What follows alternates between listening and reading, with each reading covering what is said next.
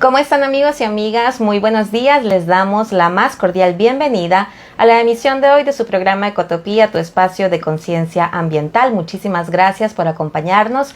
A quienes nos ven a esta hora a través de las redes sociales y también a quienes nos están escuchando en la red informativa de ARPAS, muchísimas gracias por acompañarnos. Como cada lunes tenemos un nuevo tema para analizar desde la mirada de organizaciones que trabajan por la protección de los bienes naturales y también de los derechos humanos. Muchísimas gracias por estar en nuestra sintonía. Saludamos también a quienes van a escuchar esta emisión a través de nuestro podcast Ecotopía en Spotify. Hoy vamos a hablar sobre el incremento de la temperatura como evidencia de la crisis climática, estas olas de calor que estamos viviendo y particularmente en estos días que la temperatura ha incrementado. ¿Cómo afecta?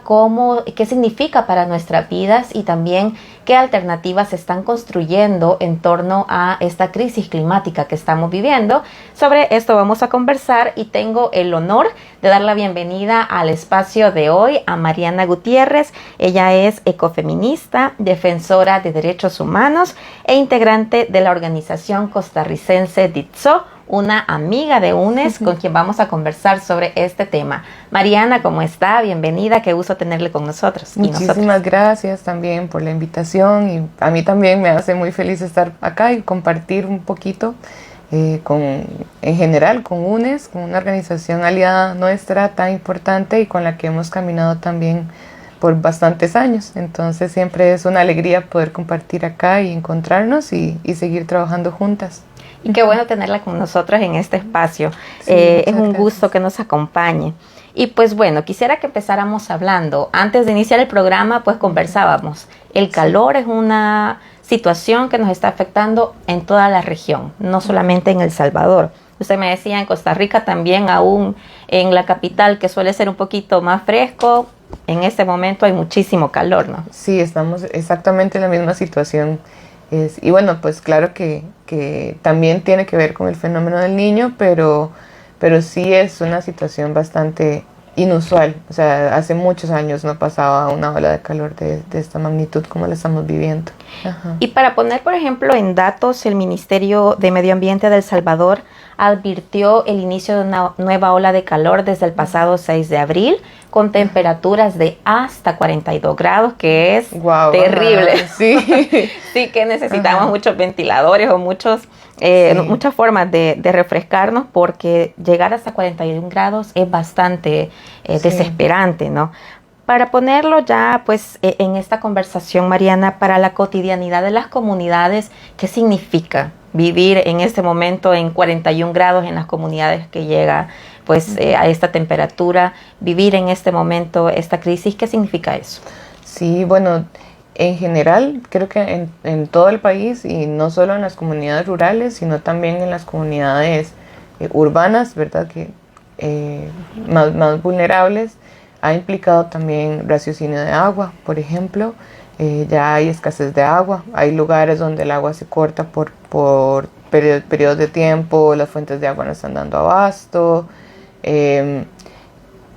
Nosotros hemos tenido como 2 olas de calor, el año pasado también hubo una ola de calor bastante fuerte y parte de lo que pasó fue que los chicos de colegio en zonas rurales se desmayaban del calor, porque también no tenían lo que vos decís, ¿verdad? La infraestructura, ni los ventiladores, ni como para poder aguantar. Y también pasó que también trabajadores de la agroindustria se desmayaron por falta de hidratación, por el exceso de calor, por el tipo de trabajo. Hubo como intentos de negociación, por ejemplo, con las empresas para que variaran los horarios de trabajo y que en las horas más fuertes de sol se hiciera una pausa por el nivel de impacto que estaba teniendo también en la salud, que ya por sí está bastante comprometida en la agroindustria de los trabajadores y sobre todo hombres en las zonas también de cosecha. Sí. También obviamente ha afectado muchísimo los cultivos, tiene una afectación en términos de la soberanía alimentaria también. Incluso ha habido como desde el año pasado iniciativas de reforestación que ha costado muchísimo también que los almácigos crezcan, ha costado muchísimo que los árboles peguen por la falta de agua. Y en general todo el país está súper seco, o sea, es como que lo hemos visto bastante difícil y lo hemos sentido mucho en general, en todo el país, no solamente en las zonas rurales o en la parte del corredor seco, que es por supuesto la zona más grave, más afectada, que en nuestro caso es Guanacaste. Y para las mujeres, ¿qué implicaciones tiene? Porque sabemos que nosotras, digamos, hay cosas que las vivimos distintas o nos afectan distinto a como afectan al resto de la sociedad. Sí, yo creo que nos afecta distinto también por la distribución de roles de género, ¿verdad? Que estamos más en la casa, que tenemos que ver más con el tema del acceso al agua, por ejemplo. La afectación del agua es súper grave para nosotras, las mujeres. Sí. También, bueno, sí, creo que en ese sentido es como la afectación más grave que ha habido. No ha llegado todavía a dimensiones, ¿verdad? Que lo podamos sentir, porque yo creo que también algo importante es que estamos empezando a sentir los cambios, ¿verdad? Esto no es el escenario más grave que vamos a tener, pero ya estamos viendo cómo nos está desarmando como la cotidianidad, ¿verdad? Sí. Cómo nos está empezando ya a sentir, estamos empezando a sentir como el agua al cuello, digamos, siento yo como esto sí es serio, esto sí nos está afectando y qué podemos hacer entonces para el futuro. Exacto, eso, ese llamado a la acción que no debemos olvidar. Exacto. Mariana, siempre o usualmente cuando hablamos de la crisis, de los datos, hablamos en términos de datos, de lo técnico, de lo que dice la ciencia, pero muy poco de lo que sentimos, porque eso también nos genera, ¿no? Sentimientos, emociones, sensaciones, porque es importante también incorporar o vincular, como la crisis climática no genera solamente efectos en lo físico, digamos, de las personas, sino también en lo emocional. Claro, ¿no? Y yo creo que es siempre lo cualitativo también, de alguna forma, ¿verdad? Sí. Lo que percibimos, lo que pensamos, lo que sentimos, que también tiene un valor científico y social, ¿verdad? Sí, yo creo que nos genera mucha preocupación, que nos pone como a más la presión encima de nuestros hombros de, bueno, por ejemplo, si tenemos una iniciativa de reforestación, no nos están pegando los árboles, eso genera mucha frustración, ¿verdad? Hay mucho esfuerzo, mucho trabajo en los cultivos también. Los incendios forestales ha sido algo que ha empezado como a desatarse también en el país, ha habido demasiados incendios forestales y duele mucho también para las comunidades ver a la fauna correr, a buscar qué hacer, los venados, los chanchomontes, y no poder hacer nada, ¿verdad? Porque o sea, sí se podría hacer, pero también las brigadas de bomberos son débiles en las comunidades, o sea, no estamos como tan preparados para la magnitud ni preparadas de lo que viene, y eso sí nos genera pérdidas en los cultivos, pérdidas de fauna, pérdidas de bosques, y eso también duele, también preocupa, también genera presión, preocupación sobre todo sobre el futuro, sobre cómo satisfacer las necesidades, pero también, por ejemplo, en las comunidades indígenas, donde la convivencia con el ecosistema es algo tan importante en el modo de vivir, es doloroso ver que eso está pasando y cómo se puede evitar, o cómo, ¿verdad? Porque parte del tema del clima es que a veces parece que es inevitable. Entonces, ¿cómo nos vamos a enfrentar a una situación que tiene como una magnitud tan grande desde lo local, ¿verdad? Desde lo territorial? Y usted decía, esto lo empezamos a sentir. ¿Cuáles pueden ser esos escenarios que vamos a enfrentar si no se hace nada, como usted decía? Y un poco como, ¿qué rol nos toca a cada quien? ¿Al Estado, la sociedad? En general, digamos, la articulación también regional, la articulación de acciones, porque lo compartimos, no lo decíamos, o sea, estamos compartiendo todos estos impactos, pero ¿qué nos toca a cada quien frente a estos escenarios más difíciles que podemos enfrentar? Sí, bueno, de las proyecciones que nosotras hemos ido como dialogando y conversando, porque también eso forma parte de la integración centroamericana y de la sociedad civil centroamericana. Hace un par de meses estaba en Costa Rica la Asociación Centroamericana Centro Humboldt presentando también un estudio de actualización sobre cuál es la proyección de aquí a unos 20 años con los escenarios climáticos que tenemos en la región, ¿verdad? Como a partir de lo que ha pasado en las décadas anteriores y lo que está pasando ahorita, cómo podemos ver el futuro inmediato, el futuro en las próximas décadas. Y yo creo que eso es una buena vinculación entre lo científico de datos duros y lo social, porque nosotras también necesitamos esa información para podernos preparar, si no estamos como a ciegas, ¿verdad? Y los escenarios son bien difíciles, ¿verdad? Porque se prevé cómo se va a radicalizar, digamos, la diferencia entre sequía y lluvias extremas. Entonces, lo más sensible que nosotros sabemos que va a pasar es con, por ejemplo, el tema del frijol, que es el cultivo más sensible y que es una base fundamental en nuestra alimentación. Entonces, ¿qué vamos a hacer si perdemos el frijol? Y así muchos cultivos, así el tema de la soberanía alimentaria. El tema de la soberanía alimentaria y el agua para mí son lo más sensible, lo más clave en lo que hay que trabajar, ¿verdad? Si se sigue deforestando y se sigue ampliando por el tema del ganado o la agroindustria, cada vez va a ser peor el escenario, o los monocultivos. Cada vez va a ser peor el escenario, ¿verdad? Por eso es que la crisis climática tiene mucha relación con el tema ambiental también, de justicia ambiental, porque es como echarle más leña al fuego. Estamos aquí acrecentando el problema y, bueno, en ese sentido yo creo que hay una responsabilidad de los estados, ¿verdad? También en poder planificar mejor qué tipos de actividades se pueden hacer y qué tipos de actividades aumentan el riesgo de la población, que eso es algo que no se está haciendo, ¿verdad? Incluso en términos de qué proyectos se pueden hacer o no, porque estamos en una encrucijada bien compleja. Por ejemplo, nuestra región depende mucho de las represas hidroeléctricas y ya sabemos el impacto que han tenido, ya sabemos que no son una energía tan verde, que generan conflictos socioambientales muy graves, a veces hasta situaciones de criminalización, pero además los caudales de los ríos se están reduciendo con el calor, ¿verdad? Entonces tampoco es sostenible en el tiempo. Y si lo pusiéramos en términos de ellos, tampoco es rentable. Exacto. Ese tipo de inversiones. Entonces, a nivel estatal, yo creo que implica un cambio completamente de la lógica. Y paradójicamente está aumentando la demanda de energía. Por eso que vos decís, porque si llegamos a temperaturas de 40, ocupamos más aire acondicionado, ocupamos más ventiladores, entonces es como más demanda, porque el calor está incrementando.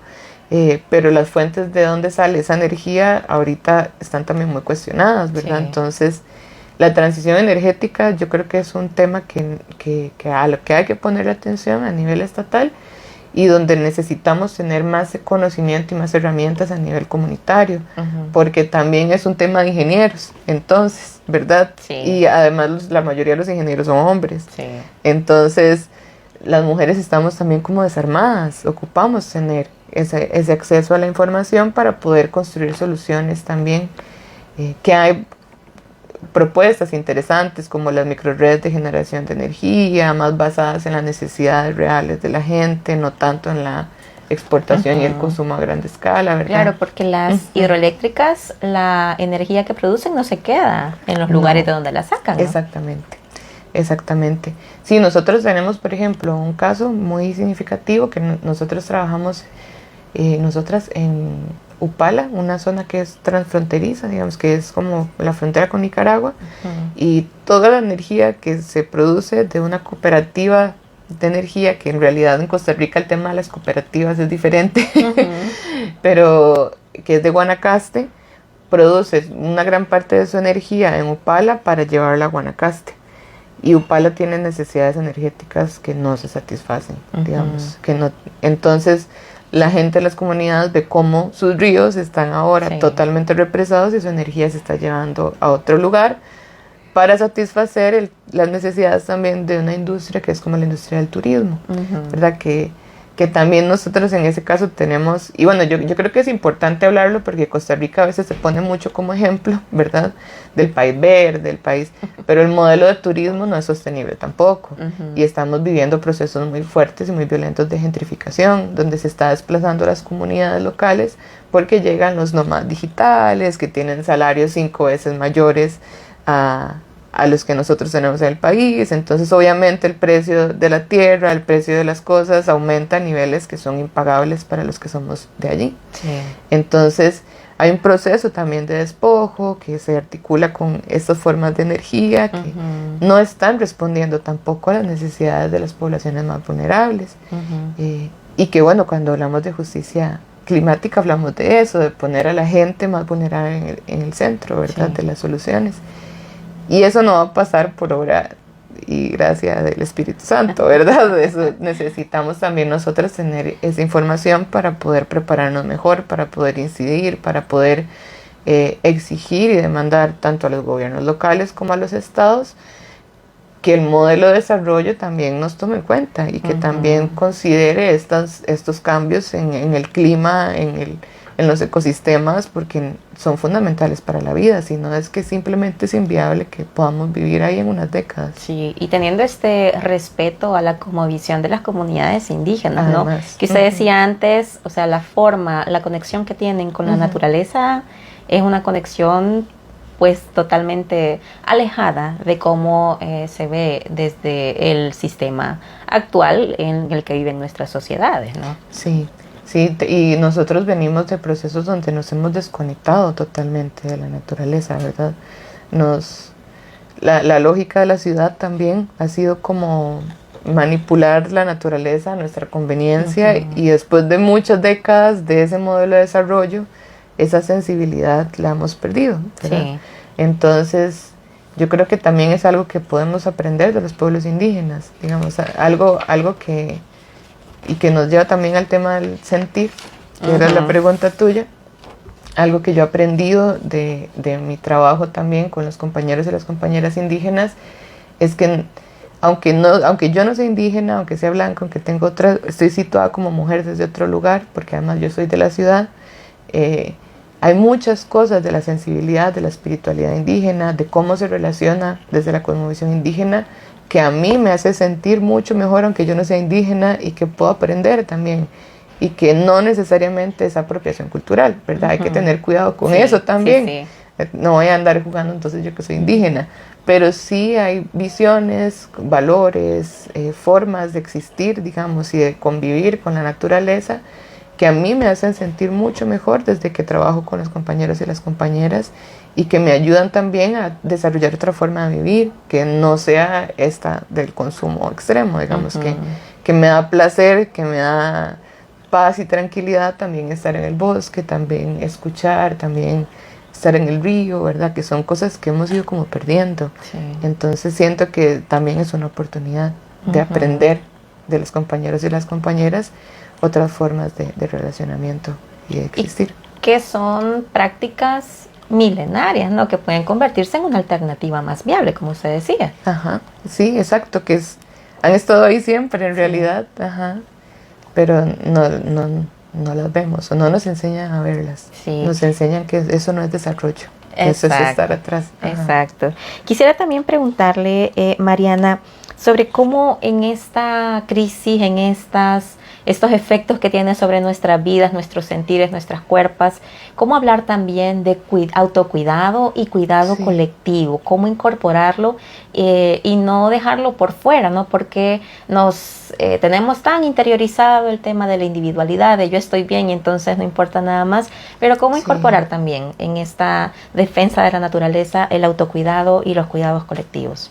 Sí, yo creo que eso es algo tan importante y en los últimos años que hemos podido explorar eso, esa dimensión más tal vez hasta terapéutica, me convenzo más de que es demasiado importante, porque cuando estamos también al frente de las luchas por la defensa del territorio, una se desgasta. La presión es muy fuerte. Por ejemplo, nosotros en los territorios indígenas ha habido 2 casos recientes de asesinatos a compañeros líderes que defendían las tierras, ¿verdad? Y el territorio, y el impacto que eso genera en la familia, en la gente que está recuperando el territorio, ¿verdad? Siempre es como un miedo, un temor. Sí. Vale la pena estar aquí recuperando la tierra si me pueden matar a mi hijo o a mi hija, ¿verdad? O si nos exponemos también a violencia. Entonces, Y yo sé que eso es algo que nos pasa en toda la región. Sí. Y creo que pasa mucho más gravemente en otros países.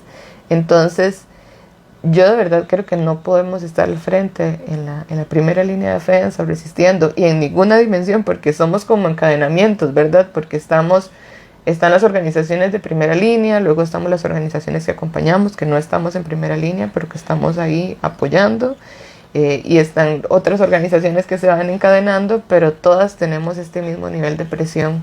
Y si no sacamos tiempo o espacios o prácticas cotidianas para cuidarnos, para procesar esas emociones nos van a enfermar y nos van a terminar aplastando.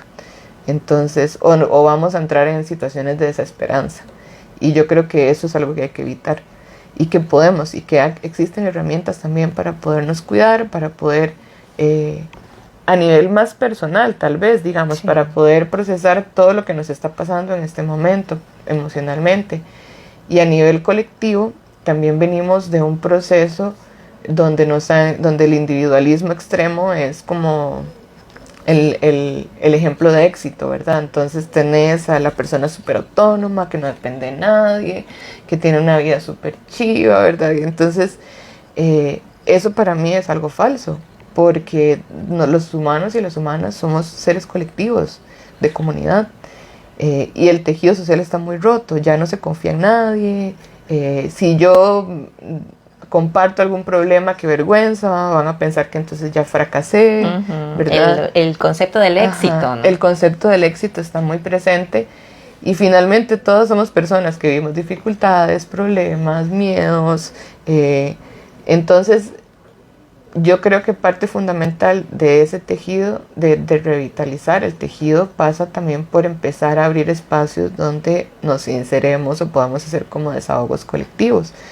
Que lo hemos hecho sobre todo con mujeres, como en círculos de palabra, digamos, como en espacios que nosotros le llamamos de sanación, porque abordamos como un tema que es comunitario, colectivamente, si hacemos como algunas normas, ¿verdad? Como de no vamos a decir lo que se habla aquí afuera, vamos a cuidarnos entre todas, porque tampoco sabemos eso. O sea, en realidad se ha dañado tanto el tejido que estamos siempre todos a la defensiva o hablando de los otros, así, ¿verdad? Entonces, como hacer esas reglas para cuidarnos entre todas es un pilar bien importante, y ahí abrir la confianza de qué es lo que estamos pasando, cómo estamos experimentando esas dificultades, qué nos está generando de malestar, estoy con demasiada presión porque me pasó esto. Y luego las demás van viendo que no solo a mí me pasa, ella también, y como nunca hablamos ni nos tomamos un café. Entonces, de esos procesos hemos podido ver que ya después las compañeras son más amigas entre ellas y como más aliadas. Entonces ya hay más espacios informales, se están recuperando los espacios informales, que tampoco es algo nuevo, pero es que los hemos perdido. Y tenemos que volver a reconectar con eso, porque es lo que nos va a dar fuerza para hacer movimiento también. Es como un balance entre la lucha política, así que estamos como tratando de ampliar derechos, tratando de capacitarnos, de tener más herramientas, de entender mejor lo que está pasando, inclusive el conocimiento técnico, pero también tenemos que cuidar el nosotras y el nosotros, ¿verdad? También tenemos que sacar tiempo para el placer, para reírnos, para el cafecito, para la pupusa, para poder seguir siendo felices también en este proceso. No podemos abandonar eso, porque es como la esencia de lo que somos también y de lo que queremos construir.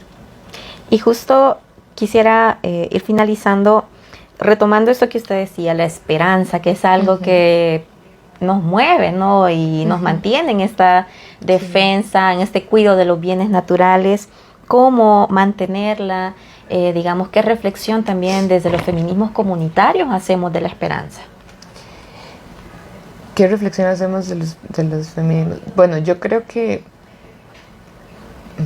como mujer feminista, yo creo que la esperanza es algo que está muy vivo en nosotras, porque en 100 años de lucha hemos cambiado todo.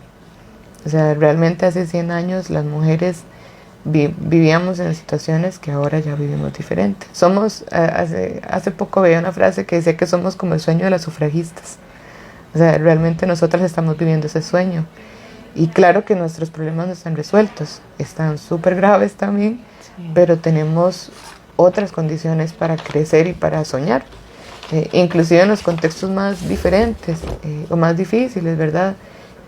Inclusive desde los territorios indígenas, que hay una resistencia de más de 500 años, siguen habiendo motivos de volver a soñar, ahí tenemos pequeñas victorias también, y los momentos difíciles que estamos atravesando ahorita tampoco son nuevos.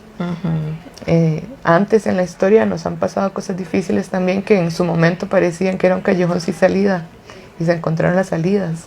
Entonces yo no sé cuál va a ser la salida en este momento, pues yo creo que finalmente creativamente todas estamos como encontrando ahí puertitas, pero lo que sí creo que es importante es que tenemos que atravesar este momento juntas, y cuidándonos y acompañándonos. Cuando la otra quiere llorar porque no aguanta el sistema como pesa, que estemos juntas es muy importante. Sí. Y ahí vamos a ir revitalizando la esperanza también.